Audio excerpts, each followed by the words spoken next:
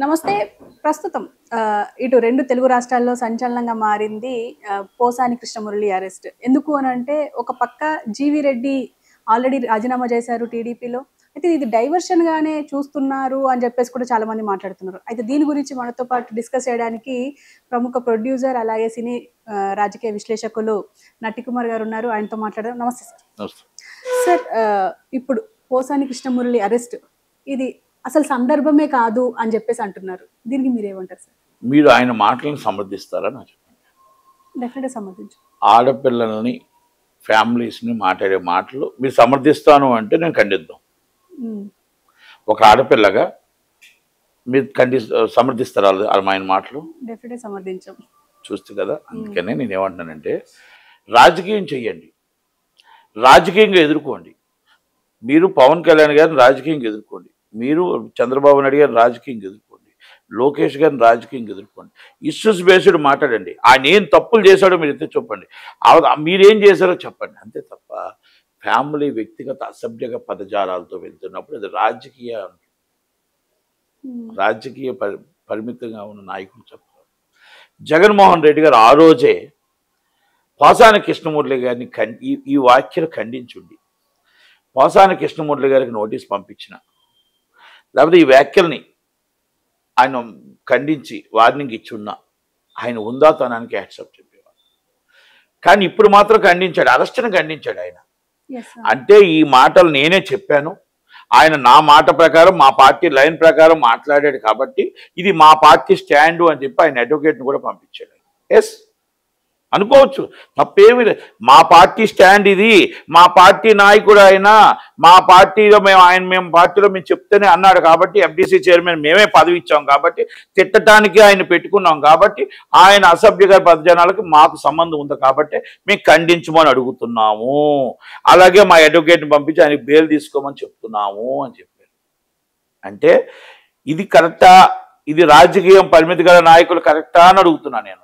జగన్మోహన్ రెడ్డి గారి లాగా మరి ఈ విధంగా మరి ఖండించడం అనేది నేను ఎక్కడ కూడా చూడలే. అంజనీ దేవమ్మ గారిని ఇష్టం వచ్చినట్టు మాట్లాడుతూ ఉంటే, రేణు దేశాయ్ గారిని ఇష్టం వచ్చినట్టు మాట్లాడుతుంటే, భువనేశ్వరమ్మ గారిని మాట్లాడుతూ ఉంటే మనం ఇప్పుడు ఆ రోజు ఖండించకుండా ఈ రోజు అరెస్ట్ను ఖండించడం ఎంత దాకా కరెక్టు? పోసాని కృష్ణమురళి గారు ఎఫ్డీసీ చైర్మన్గా ఉండి ఆయన అన్ని రోజులు వీళ్ళని తిట్టడానికే పనిగా పెట్టుకున్నాడు తప్ప ఏ రోజున ఇండస్ట్రీకి ఒక పంచ్ కార్యక్రమం చేశాడా, ఒక సినిమా కార్యక్రమం చేశాడా, ఒక నంది అవార్డు ఇప్పించాడా, లేకపోతే ఒక సినిమా ఇండస్ట్రీలో ఇదిగో మేము ఇక్కడ షూటింగ్ జరిపిస్తున్నామని చెప్పాడా, చిన్న సినిమా నిర్మాతకు ఎక్కడైనా న్యాయం జరిగిందా, ఎక్కడైనా మొత్తం టోటల్గా ఆయన తరపు నుంచి పలానా సినిమా ఇండస్ట్రీకి FDC chairman film development corporation జరిగిందా? స్కామ్ జరిగింది ఫైబర్ నెట్లో. ఒక పనికొచ్చిన సినిమాలు కాకుండా దాంట్లో ఒక రూపాయికి పనికిరాని సినిమాలు కొన్ని డబ్బులు ఇచ్చి కొనిపించి దాంట్లో ప్రసాద్ ల్యాబ్లో మీటింగ్ పెట్టించి, ప్రసాద్ ల్యాబ్లో ప్రెస్ మీట్ పెట్టించి, అక్కడ ఉన్న ఫైబర్ నెట్ చైర్మన్ పిలిపించి, మళ్ళీ అలాగే ఈయన చైర్మన్గా ఉండి విజయ్ కుమార్ రెడ్డి గారు అక్కడ ఉన్న ఎండీ గారు కుమ్మక్క అయిపోయి ఇక్కడి నుంచి వైజాగ్ టికెట్లు వేసి ఫైబర్ నెట్ ప్రోగ్రామ్ అంట, ఉత్సవాలంట, అదంట ఇదంట, అక్కడ గవర్నమెంట్ సొమ్ముని కాజేసేసారు. అది జీవీ రెడ్డి గారు దాన్ని మొత్తం ఎత్తి చూపారు. ఎస్ వాస్తవం, ఆయన sincerity is honest and GV Reddy ఆయన కంపల్సరీ ఎంతమంది ఉద్యోగులు అక్కడ ఉట్టుకునే ఉద్యోగులతో ఉన్నారు, వైసీపీ నాయకులు ఎంతమంది డబ్బు కాజేశారు, 100 కిలోమీటర్లు లైన్ వేసారని చెప్పి 10 కిలోమీటర్లు కూడా వేయకుండా డబ్బులు తీసుకునేది దోచుకునేది ఎంతమంది. ఇవన్నీ so money is the peoples. ఆయన చేసిన తప్పులన్నీ ఎత్తి చూపినందుకు దాన్ని పట్టించుకోకుండా దాన్ని ఏదైతే ఉందో వైసీపీని సమర్థిస్తూ ఉన్న ఐఏఎస్ ఆఫీసర్ని ఆయన మాట్లాడాడు. 3 నెలల నుంచి నేను చెప్తుంటే దాని మీద ఎంక్వైరీ చేసుకోకుండా యాక్షన్ తీసుకోకుండా ఎస్ ఆర్ నో తేల్చకుండా తప్పు జరిగింది లేకపోతే తప్పు జరగలేదు అని చెప్పకుండా దాన్ని ఉంచడం రాజద్రోహం అంటారా ఏమంటారు చెప్పండి సార్ అన్నందుకు దాన్ని చంద్రబాబు నాయుడు గారు ఐఏఎస్ ఆఫీసర్లు అందరూ ఖండించడం జరిగింది. చంద్రబాబు నాయుడు గారు ఆయన ఖండించారు. ఆయన ఖండిస్తే ఆయన ఏమన్నాడంటే, సార్ లాలోజీ వాళ్ళతో చూసి చూడనట్టు వెళ్ళాలంటే ఆయన ఏం చెప్పాడంటే, సార్ లాలోజీ పడి నేను గత పాలకుల్లాగే నేను కూర్చొని వాళ్ళు తప్పు చేస్తుంటే నేను దండం పెట్టుకొని భజన చేసుకునే నాయకుడిని కాదు సార్, దయచేసి మీ పదవి వద్దు, నాకు మీ సభ్యత్వం వద్దు, నేను రిజైన్ చేసేస్తున్నాను, దయచేసి అన్యగా భావించొద్దు, ఐఎమ్ సిన్సియరిటీ ఐ ఆనెస్ట్ అని నేను చెప్పాను, అది నచ్చలేదు మీకు కనుక నేను రాజీ పడుతూ బతకలేను సార్ అని చెప్పి రిజైన్ చేశాడు. ఆయన సిన్సియరిటీ గొప్పది. పోసాని కృష్ణమురళి అన్న వ్యక్తి మరి ఆయన మీద ఎంక్వైరీ చేయాలి కదా ఫైబర్ నెట్. నేను అందుకే అంటున్నాను ఫైబర్ నెట్ కూడా ఎందుకు కలిపానంటే ఫైబర్ నెట్లో కూడా ఈయన ఉంది కాబట్టి ఇది కూడా మనం ఎంక్వైరీ చేసి దీని మీద మొత్తం రెండు కూడా కొలిజెడ్ అయి ఉంది కాబట్టి దాని మీద పూర్తి ఎంక్వైరీ చేసి ప్రసాద్ ల్యాబ్లో ప్రెస్ మీట్ నుంచి ఆయన ఫోన్ కాల్స్ నుంచి సినిమా వాళ్ళకి ఎంత పేమెంట్ వెళ్ళింది, ఎక్కడి నుంచి వెళ్ళింది, ఈయనకేముంది, అలాగే మన విజయ్ కుమార్ రెడ్డి గారికి ఏముంది, ఎఫ్డిసి కమిషనర్కి, వీళ్ళందరినీ కూడా మొత్తం టోటల్గా దాని మీద ఎంక్వైరీ చేయమని అడుగుతున్నాం. రెండోది చట్టం తన పని తాను చేసుకుపోతుంది. పోసాని కృష్ణమురళి గారిని అరెస్ట్ చేయడంలో ఎవరు కూడా ఎందుకు ఖండించలేదు అంటే వాళ్ళ మిస్సెస్ కూడా ఆమె ముఖంలో కనబడుతుంది, వాళ్ళ ఛానల్లోనే ఉంది. మా ఆయన తప్పు చేశాడనేది అర్థమైపోతుంది ఆమెకి. అడిగానండి నేను, ఏమిటండి ఇలా మాట్లాడుతున్నారు మీరంటే, నన్ను మాట్లాడితే నేను మాట్లాడినా అని అన్నారు. మిమ్మల్ని మాట్లాడటానికి పవన్ కళ్యాణ్ గారికి ఖాళీ లేదు, మిమ్మల్ని మాట్లాడటానికి చంద్రబాబు నాయుడు గారికి ఖాళీ లేదు, మిమ్మల్ని మాట్లాడటానికి లోకేష్ గారికి ఖాళీ లేదు. మేము మీకోసం మాట్లాడే అంత తీరిక ఆలోచన ఆంధ్రప్రదేశ్లో ఎవరికి ఖాళీ లేదు అని మాత్రం మీకు వినిపిస్తున్నాం. కావాలని మీరు ప్రెస్ మీట్ పెట్టి ఎఫ్డిసి చైర్మన్ హోదాలో మీరు మాట్లాడి అందరికీ తెలుసు. మళ్ళా మీరు వచ్చి అంజనమ్మ గారికి ఏం సంబంధం అండి, లేడీస్కి ఏం సంబంధం అండి, ఫ్యామిలీ మెంబర్స్కి ఇష్టం వచ్చినట్టు మాట్లాడారు కనుక వాళ్ళ మిసెస్కి అర్థమైంది. అది దాదాపు 9 నెలలు అయింది సార్ అంటే కూటమి ప్రభుత్వంలోకి వచ్చి, కానీ అంటే ఇప్పటి వరకు అసలు ఏ యాక్షన్ తీసుకోలేదు.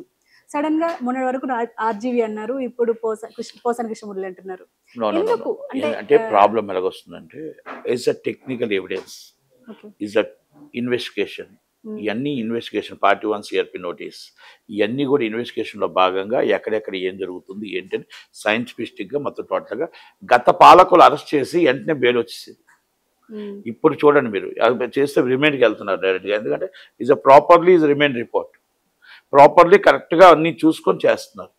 గత పాలకులు ఇమ్మీడియట్లీ మీరు అరెస్ట్ చేసి అచ్చెన్నాయుడు గారిని అరెస్ట్ చేసి ఇక్కడ తీసుకొచ్చి లోపల బెయిల్ ఇచ్చారు. అయ్యన్ పాత్రుడు గారు అక్కడ అరెస్ట్ చేసి ఇంకా సకంలో ఉండడానికి బెయిల్ ఇచ్చారు. అంటే వాళ్ళు కక్ష సాధింపు చేశారు. యాజ్ అ లా ప్రాపర్లీ లా ప్రకారం టెక్నికల్ ఎవిడెన్స్ ద్వారా ఎలా చేయాలి ఏం చేయాలి పర్ఫెక్ట్గా చూసి వాళ్ళ అక్కడ తప్పు జరిగింది అంటే నిర్ధారించుకున్నాకనే అరెస్ట్ చేస్తారు. కానీ ఈయన మీద పెట్టిన కేసులు ఏవైతే ఉన్నాయో అంటే అంటే మానవ సంబంధాలను దెబ్బతీసేలాగా ఉన్నాయి అని చెప్పేసి 2 కేసులు ఉన్నాయి, అవి బెయిలబుల్.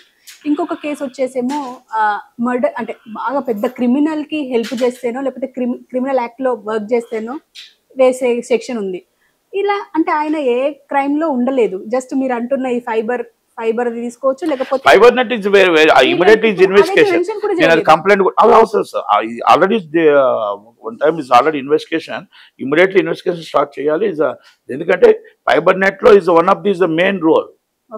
మెయిన్ రోల్ చాలా మందికి తెలియదు, చంద్రబాబు నాయుడు గారు కూడా తెలియదు, లోకేష్ గారికి కూడా తెలియదు, ఎందుకంటే సినిమా వాడు నాకు కాబట్టి తెలుసు. అది నేను అదే చెప్తున్నాను కదా, చాలా మందికి తెలియదు అది విషయం. ఎందుకంటే దాని మీద ఈయన ప్రోత్సాహం సినిమా ఫైబర్ నెట్ లో బయటికి వెళ్ళిన డబ్బుకి ఈయనకి సంబంధం ఉంది.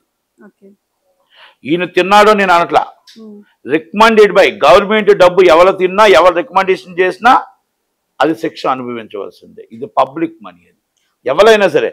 అయితే మీరు ఇందాక అన్నారు మీరు ఆయన మీద బెయిల్ అంటే కేసుని మీరు బెయిల్ వస్తుందా బెయిల్ రాదా అవన్నీ నేను డిస్కస్ చేయట్లే. ఇది investigation, part of the investigation.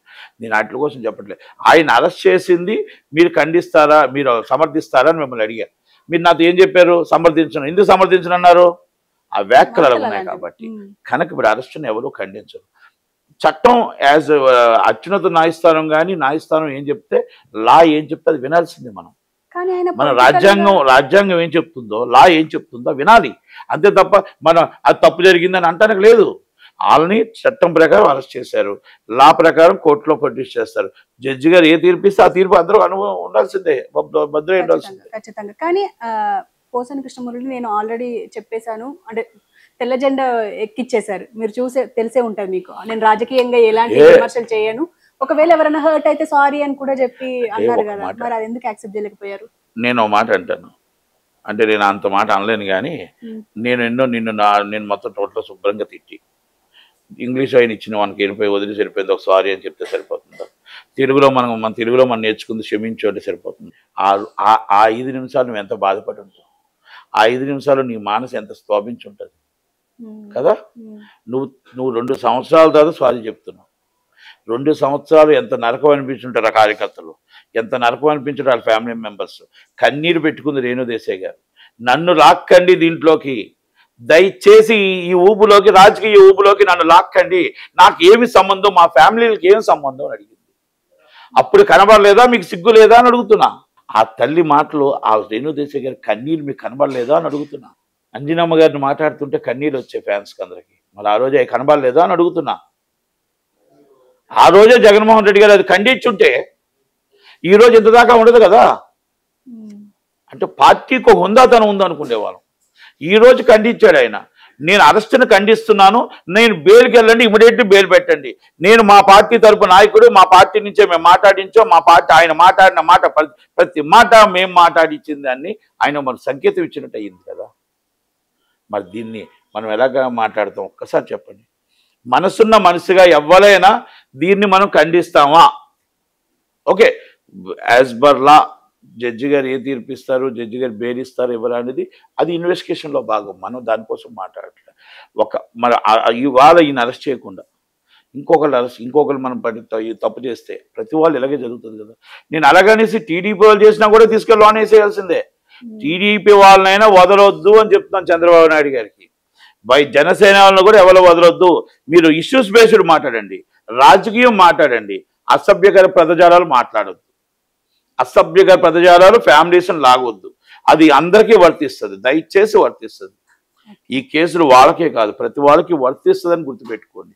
Me family suffer అవుతారని గుర్తుపెట్టుకోండి. అంతే తప్ప మేము ఈరోజు మా గవర్నమెంట్ ఉంది మేము ఏమైనా మాట్లాడేస్తామంటే ప్రజలు గమనిస్తున్నారు. మీరు అసెంబ్లీలో చంద్రబాబు నాయుడు గారిని బోరుమని ఏడిపించిన బాధ చూసే మీకు 11 సీట్లు ఇచ్చారు. మీకు చంద్రబాబు నాయుడు గారిని అరెస్ట్ చేసి 52 రోజులు కన్నీరు పెట్టి చూసే మీకు 11 సీట్లు ఇచ్చారు. అందుకే చెప్తున్నాను, యువతల వాళ్ళు తప్పు చేస్తే కూడా అవతల వైపు వెళ్తారు. దయచేసి